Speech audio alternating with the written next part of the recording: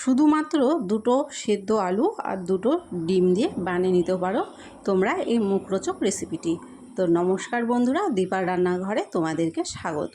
তো আজকে আমি বানাতে চলেছি ডিম আর আলু দিয়ে একটা চপ রেসিপি। তার জন্য দেখো এখানে দুটো আলুকে আমি মাঝ বরাবর কেটে সেদ্ধ করে নিয়েছি আর দুটো ডিম এখানে সেদ্ধ করে নিয়েছি। তারপরে গ্রেটারের সাহায্যে প্রথমে আলু আর ডিমগুলোকে গ্রেট করে নেব।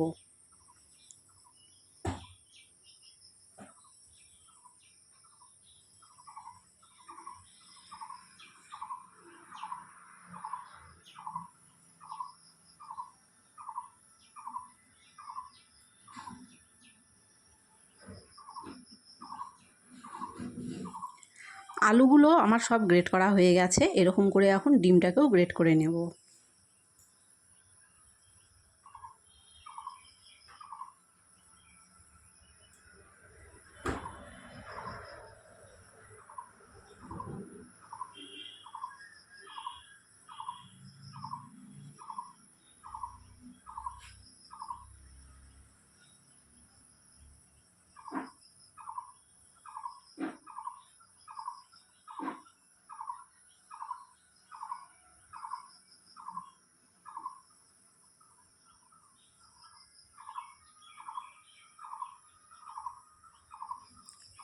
আলু আর ডিম দুটোই আমার গ্রেট করা হয়ে গেছে।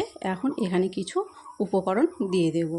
তো প্রথমেই এখানে আমি দিয়ে দিলাম কুচিয়ে রাখা কিছু পেঁয়াজ, তারপরে দিয়ে দিলাম জিরের গুঁড়ো, তারপরে দিয়ে দিলাম ধনে পাউডার, দিয়ে দিলাম গরম মশলার গুঁড়ো, লাল লঙ্কার গুঁড়ো। এখানে আমি লাল লঙ্কার গুঁড়ো ব্যবহার করছি, তোমরা চাইলে কিন্তু কাঁচা লঙ্কা কুচিয়ে দিতে পারো। তারপরে দিয়ে দিলাম স্বাদ মতো লবণ, হলুদ আর 2 চামচ মতো বেসন।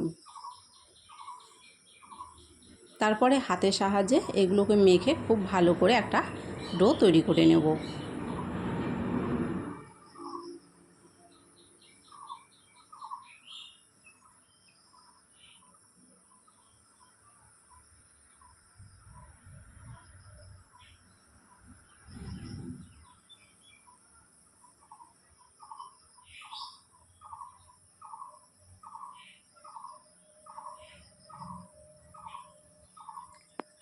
তো দেখো এখানে খুব ভালো করে আমি মেখে নিয়েছি। তারপরে হাতের মধ্যে সামান্য পরিমাণে একটু তেল লাগিয়ে নিয়ে এগুলো এখন চপের আকারে দিয়ে দেবো। তো আমি এগুলো লম্বা শেপ করে নিচ্ছি, তোমরা চাইলে কিন্তু গোলাকার শেপ বা একটু চ্যাপ্টা ধরনের করে নিতে পারো।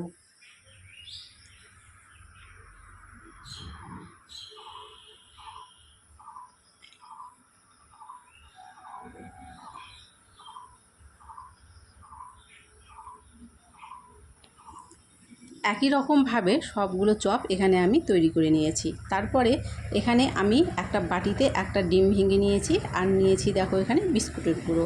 তারপরে ডিমটাকে প্রথমে এখানে আমি ফেটিয়ে নিলাম।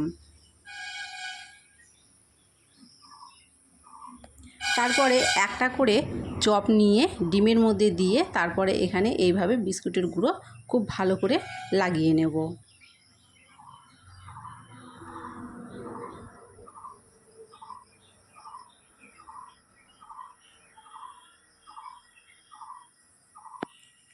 ঠিক এইভাবেই কিন্তু সবগুলো চপ আমি তৈরি করে নেব।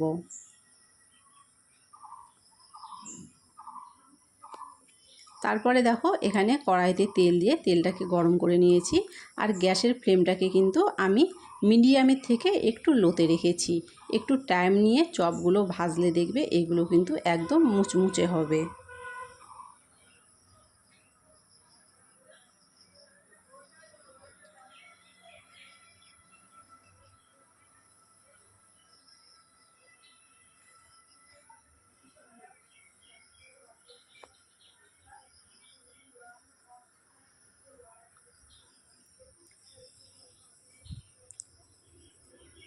ঠিক এরকম লাল করেই কিন্তু সবগুলো চপ আমি ভেজে নামিয়ে নেব।